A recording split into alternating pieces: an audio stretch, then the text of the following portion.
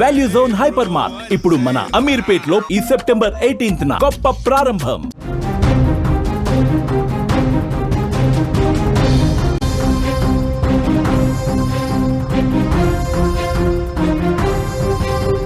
నెల్లూరు జిల్లాలో రహదారి రక్తసిక్తమైంది. Wrong route కారణంగా జరిగిన ప్రమాదం పెను విషాదాన్ని మిగిల్చింది. సంగం మండలం పెరమన వద్ద జాతీయ రహదారిపై టిప్పర్ కారు ఢీకొన్నాయి. రాంగ్ రూట్లో శరవేగంగా వచ్చిన ఇసుక టిప్పర్ కారును ఢీకొట్టింది. దీంతో టిప్పర్ కిందకు కారు వెళ్లడంతో కారులో ఉన్న వాళ్ళు నుజ్జునుజ్జయ్యారు. ఈ ఘటనలో కారులో ఉన్న చిన్నారి సహా 7 దుర్మరణం చెందారు. కారు నెల్లూరు నుంచి కడప వైపు వెళ్తుండగా ఈ ప్రమాదం జరిగింది. ప్రమాద దృశ్యాలు ఒళ్ళు గగురు పొడిచేలా కనిపిస్తున్నాయి.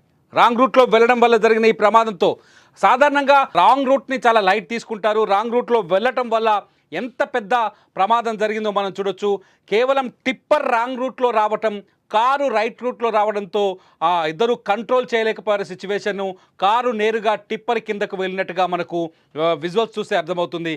అనవసరంగా, అన్యాయంగా కేవలం ఒక డ్రైవర్ తెలివి తక్కువ నిర్ణయం, ఒక టిప్పర్ డ్రైవర్ తెలివి తక్కువ నిర్ణయం వల్ల 7 బలైపోయారు. చిన్నారి సహా ఒక కుటుంబం అంతా ఇప్పుడు తీవ్ర విషాదంలోకి వెళ్ళింది. ఈ ప్రమాదానికి సంబంధించిన మరింత సమాచారాన్ని మా ప్రతినిధి ఉమాశంకర్ అందిస్తారు. ఉమాశంకర్, అసలు ఈ ప్రమాదం ఎలా జరిగింది? సీన్ చూస్తే టిప్పర్ని మిస్టేక్ ఉన్నట్టుగా చాలా స్పష్టంగా కనిపిస్తోంది.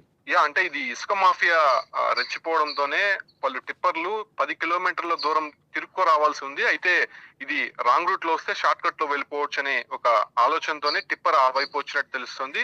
సరిగ్గా ఒక 2 వారాల ముందు కూడా అదే ప్రాంతంలోనే రోడ్డు ప్రమాదం జరిగింది. 5 ఏదైతే మెడికల్ స్టూడెంట్స్ కూడా స్పాట్ లోనే చనిపోవడం జరిగింది. కేవలం ఇసుక మాఫియా కారణంగానే ఇప్పుడు కూడా ఏదైతే నెల్లూరు నుంచి ఆత్మకూరు వైపు వెళ్తోంది, సంగం మండలం పెరమన అనేటువంటి ప్రాంతంలో ఈ కారు వెళ్తోంది. అయితే ఒక చిన్నారితో పాటు 6 ఉన్నట్టయితే తెలుస్తుంది. 6 స్పాట్ లోనే చనిపోయారు. మనం అక్కడ విజువల్స్ లో చూడొచ్చు. ఆ టిప్పర్ కింద కారు మొత్తం కూడా ముందు భాగం దూసుకు వెళ్ళిపోయింది. అయితే ఎయిర్ బెలూన్స్ ఓపెన్ అయింది కానీ ఆ ఒక్క ఎయిర్ బెలూన్స్ ఓపెన్ అయిపోయినాయి కూడా ఆ కారు మొత్తం కూడా డ్యామేజ్ అయిపోయింది ఆఫ్ భాగం వరకు కూడా. కాబట్టి ముందున్నటువంటి వారు, వెనకున్నటువంటి వారు పూర్తిగా హెడ్ ఇంజురీస్ అయ్యి స్పాట్ లోనే చనిపోయారు. ఇంకా కూడా ఆ కారు నుంచి ఆ లారీని వేరు చేయడానికి చాలా కష్టతరంగా మారుతుంది. పోలీసులంతా కూడా అక్కడికి చేరుకున్నారు. ఇంకొకటి ఏంటంటే ఆ టిప్పర్ ఢీకొన్న తర్వాత దాదాపు 200 మీటర్స్ ఆ కారుని లాక్కుంటూ వెళ్ళిపోయినటువంటి పరిస్థితి. దీంతోనే ప్రమాద తీవ్రత ఎక్కువగా ఉందని చెప్పొచ్చు. ఇది ముంబై నేషనల్ హైవేగా చెప్పొచ్చు. ఒక్క ఫ్యామిలీకి సంబంధించినటువంటి వారు ఏదైతే నెల్లూరు నుంచి ఆత్మకూరుకి వెళ్తుండగా తెలుస్తోంది. అది నేషనల్ హైవే కాబట్టి సాధారణంగా 100 కిలోమీటర్ స్పీడ్ లో కార్లు వెళ్తూ ఉంటాయి కాబట్టి, సో ఆ కార్ వెళ్తున్నటువంటి సమయంలో ఎదురుగా టిప్పర్ కూడా అదే రేంజ్ లోనే వస్తుంది. సో ఇద్దరు కూడా వేగంగా ఢీకొనడంతో ఒక్కసారిగా కార్ అంటే టిప్పర్ రాంగ్ రూట్ లో వస్తున్న టిప్పర్ అంత స్పీడ్ గా వస్తుంది అంటే అక్కడ ఎటువంటి ట్రాఫిక్ నిబంధనలు లేవా? ఎవరు పట్టించుకోవట్లేదా? మీరు చెప్తున్నారు ఇసుక మాఫియాకు సంబంధించిన టిప్పర్లు ఇవని చెప్తున్నారు. అంటే ఈ టిప్పర్లను కంట్రోల్ చేసే వ్యవస్థ లేదా అక్కడ? ఇప్పుడు ఆ పోలీసులు కూడా ఇదే విషయం పైన ఆరా తీస్తే అక్కడ ఉన్నటువంటి పొలిటికల్ కొంత మాఫియా రెచ్చిపోవడంతోనే, పొలిటికల్ అండదండలు ఉండడంతోనే ఈ ఇసుక మాఫియా అనేది కంటిన్యూ అవుతుంది. ఈవెన్ ఇప్పుడు డే టైమ్ లో కాదు, నైట్ టైమ్ లో అయితే ఇంకా రెచ్చిపోయి అక్కడ టిప్పర్ డ్రైవర్లు వస్తూ ఉంటారు. అయితే ఏదైనా యాక్సిడెంట్ జరిగితే, తరచూ జరుగుతూ ఉంటాయి, ఏదైనా యాక్సిడెంట్ జరిగితే అక్కడ నుంచి వెళ్ళిపోవడము, లేకపోతే వాళ్ళని గుర్తుకుంటూ ఆ టిప్పర్ ని దూసుకు వెళ్ళిపోవడం, ముందుకు వెళ్ళిపోవడం జరుగుతుంది. ఇటువంటి యాక్సిడెంట్స్ అనేకం జరిగినా కూడా వెలుగులోకి వచ్చింది మాత్రం ఎవరన్నా చనిపోతే తప్ప ఇలా వెలుగులోకి వచ్చేటువంటి అవకాశం లేదు. అక్కడ ఉన్నటువంటి పొలిటికల్ లీడర్స్ సపోర్ట్ తోనే ఇలా ఇసుక మాఫియా రెచ్చిపోతున్నారు. అనేక సందర్భాల్లో కూడా రైట్స్ చేయమని చెప్పాము, కాకపోతే తూచా తప్పకుండా చేస్తామని చెప్పి అది తూతూ మంత్రంగా చేసి వదిలేస్తున్నటువంటి పరిస్థితుల్లోనే ఇటువంటి యాక్సిడెంట్ జరుగుతుందని కూడా చెప్తున్నారు. ప్రస్తుతం ఆ కుటుంబానికి సంబంధించినటువంటి వివరాలు ఇప్పటి వరకు తెలియలేదు కానీ బయటికి తీస్తే గానీ వాళ్ళు ఐడెంటిటీ ఎవరైనా లోపల ఉన్నారా అనే విషయం తెలిసే అవకాశం ఉంది. ఒక చిన్నారి ఉంది, చిన్నారి కొంత స్పృహలో ఉన్నట్టయితే తెలుస్తుంది. వెంటనే 108 ద్వారా నెల్లూరు ఆసుపత్రికి అయితే తరలించారు. మిగతా 6 మంది అంటే ఫ్యామిలీ లేడీస్ కూడా ఉన్నట్టయితే తెలుస్తుంది. వాళ్ళంతా కూడా నుజ్జు అయిపోయినటువంటి పరిస్థితి. సో ప్రస్తుతం జేసీబీతో బయటికి తీస్తున్నట్టు తెలుస్తుంది. ఇంకా కూడా కష్టతరంగా మారుతుంది. లోపలంతా కూడా ఇరుక్కుపోయినారు కాబట్టి కారును మొత్తం డిస్మాండిల్ చేసిన తర్వాతనే బాడీ బయట వచ్చేసుకుంటే అవకాశం అయితే కనిపిస్తుంది. దాదాపు ఎంత స్పీడ్ ఉంటుంది ఉమాశంకర్? అక్కడ పోలీసులు కానీ ప్రత్యేక సాక్షులు చెప్పిన దాని ప్రకారం టిప్పర్ నేషనల్ హైవే కావడంతోనే కార్ అనేది దాదాపు 80 నుంచి 100 స్పీడ్ లో ఉన్నట్టు తెలుస్తుంది. అయితే టిప్పర్ మాత్రం 80 కిలోమీటర్ స్పీడ్ లో ఆపోజిట్ రోడ్ లో వస్తుంది. అది కూడా 4-వే రోడ్డు. ఒకవైపు వస్తే ఇంకొక వైపు వెళ్లాల్సి ఉంటుంది కాబట్టి ఇది టిప్పర్ నేరుగా వస్తుంది. ఇక కారు ఎట్టి పరిస్థితుల్లో కూడా తప్పించుకునే పరిస్థితి అక్కడ ఉండదు. ఒకవేళ తప్పించుకోవాలంటే ఈ రోడ్ నుంచి అటువైపు రోడ్డుకి వెళ్ళిపోవాల్సి ఉంటుంది. అప్పుడు కార్ అనేది అప్సెట్ అయ్యేటువంటి అవకాశం ఉంటుంది కాబట్టి ఇంక నేరుగా ఆ టిప్పర్ ముందరికి కారు దూసుకు వెళ్ళిపోయింది. అయినప్పటికీ కూడా ఆ టిప్పర్ అనేది ఆగలేదు, నేరుగా దూసుకుంటూ వస్తూనే ఉంది. ఆ ఒక డ్రైవర్ ఏదైనా మద్యం సేవించుడానా ఉన్నాడా అనేటువంటి అనుమానాలు కూడా రేకెత్తిస్తున్నాయి. ఎప్పుడైతే యాక్సిడెంట్ జరిగిందో 200 మీటర్స్ కార్ ని లాక్కొని వెళ్ళిపోయిందో వెంటనే అక్కడ ఆగినటువంటి నేపథ్యంలోనే స్థానికులంతా అరుపులతో ఆపాడు. ఆ తర్వాత డ్రైవర్ క్లీనర్ వెంటనే దిగి అక్కడి నుంచి పరుగులు తీశారు. సో టిప్పర్ ఎవరిదైనా అనేది కూడా ఇప్పటివరకు క్లారిటీ లేదు. పోలీసులు అయితే చేరుకున్నారు కానీ ఆ బాడీస్ ఫస్ట్ బయటకు తీసిన తర్వాత విచారణ అయితే చేసేటువంటి అవకాశం కనిపిస్తుంది. రైట్ ఉమాశంకర్, ఇది అక్కడి పరిస్థితి నెల్లూరు యాక్సిడెంట్. ఈ యాక్సిడెంట్ని నిజంగా కొంచెం సీరియస్గా తీసుకోవాల్సిన అవసరం ఉంది. ముఖ్యంగా నెల్లూరు జిల్లా పోలీసులు కావచ్చు, నిజంగా నెల్లూరు జిల్లా పోలీసులు ఇంత నిర్లక్ష్యంగా ఉన్నారా అనే ఒక ప్రశ్న కూడా ఇక్కడ తలెత్తుతోంది. అంతేకాదు ఈ రోడ్ సేఫ్టీ అనే విషయంలో ఎవ్వరూ ఈ ప్రదేశాన్ని పట్టించుకున్న సందర్భాలు కనిపించట్లేదు. చాలా స్పష్టంగా మనకు అర్థమవుతోంది.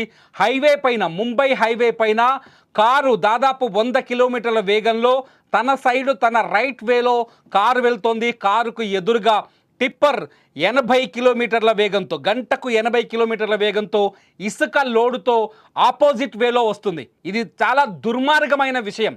లారీ డ్రైవర్ కావచ్చు, క్లీనర్ కావచ్చు, నిజంగా అక్కడ ఆ కుటుంబానికి, నెల్లూరు నుంచి ఆత్మకూరు వెళ్తున్న కుటుంబం ప్రాణాలని పొట్టన పెట్టుకున్నారనే చెప్పాలి. ఒక రకంగా చెప్పాలంటే ఈ 7 మందిని వాళ్ళు హత్య చేశారు అని మాత్రం ఖచ్చితంగా అనవలసిన పరిస్థితి ఏర్పడుతుంది.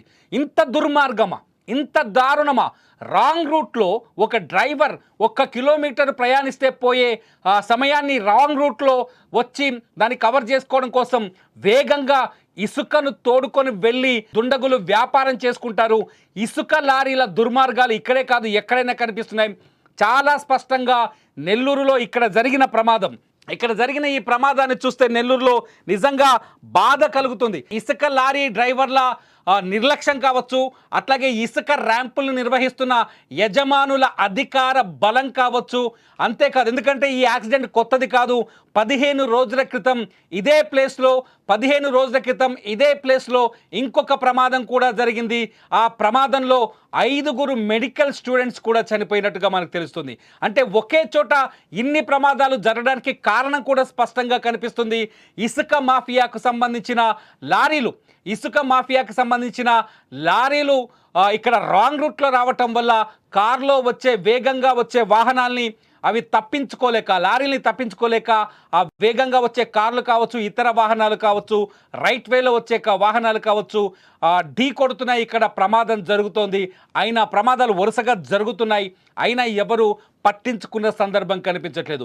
చాలా స్పష్టంగా నేను చెప్తున్నాను ప్రేక్షకులారా, ఇది 100% ఇసుక మాఫియా చేసిన హత్యలు అంటారా? ఈ 7 మంది చనిపోవడం, ఒక పసిపాప, ఒకే కుటుంబానికి సంబంధించిన ఫ్యామిలీ మెంబర్స్ 7 వ్యక్తులు ఒకేసారి చనిపోతే ఆ కుటుంబంలో ఎంత దుఃఖం వస్తుందో ఒక్కసారి అర్థం చేసుకోండి. 15 రోజుల క్రితం ఇదే స్పాట్లో 5 చనిపోయారు మెడికల్ స్టూడెంట్స్. అయినప్పటికీ ఇక్కడ రోడ్ సేఫ్టీకి సంబంధించిన ఎటువంటి మెజర్మెంట్స్ తీసుకోలేదు. ఆ ఏరియా పోలీసులు పట్టించుకోలేదు. ఆ ఇసుక లారీలపైన కేసులు పెట్టలేదు. రాంగ్ రూట్లో వచ్చే లారీలకు పెనాల్టీలు వేయలేదు. ఆ డ్రైవర్లపైన చర్యలు తీసుకోలేదు. వాళ్ళ లైసెన్సులు రద్దు చేయలేదు. ఇప్పుడేం చేస్తారు? 7 ప్రాణాలు తెచ్చిస్తారా? మొన్న పోయిన 5 ప్రాణాలు, ఇవాళ పోయిన 7 ప్రాణాలు, మొత్తం 12 మంది అన్యాయంగా ఈ టిప్పర్ లారీలకు బలైపోయారు. ఈ 12 మంది ప్రాణాలను తిరిగి తీసుకురాగలరా? నేను ప్రశ్నిస్తున్నాను. నెల్లూరు జిల్లా పోలీసులు కూడా అడుగుతున్నారు, ఇది మీ నిర్లక్ష్యం కాదా? రాంగ్ రూట్లో ఇక్కడ టిప్పర్ లారీలు ఇసుక లోడ్లతో వెళ్తుంటే మీరేం చేస్తున్నారు? నెల్లూరు జిల్లా పోలీసులు ఖచ్చితంగా వీళ్ళపైన కఠినమైన చర్యలు తీసుకోవాల్సిన అవసరం ఉంది. ఈ టిప్పర్ యాక్సిడెంట్ చేసిన లారీ డ్రైవర్ లైసెన్స్ని రద్దు చేయాల్సిన అవసరం ఉంది. అంతేకాదు ఈ టిప్పర్ లారీ యజమానిని జైలుకు పంపించాల్సిన అవసరం కూడా ఉంది. ఆ 7 మంది కుటుంబాలకి ఇన్సూరెన్స్ వస్తే సరిపోతుందా? ఆ కుటుంబానికి తీరని దుఃఖం ఏర్పడింది కదా, ఆ దుఃఖాన్ని మీరు ఎలా బ్యాలెన్స్ చేస్తారు? కేవలం మీ నిర్లక్ష్యం వల్ల, మీ అహంకారం వల్ల టిప్పర్ లారీ డ్రైవర్ కావచ్చు, యజమాని కావచ్చు, ఇసుక ర్యాంప్ ఓనర్లు కావచ్చు, వాళ్ళ అహంకారం వల్ల అన్యాయంగా కుటుంబం బలైపోయింది. మీరేమంటారు? ఈ వీడియో కింద కామెంట్ చేయండి.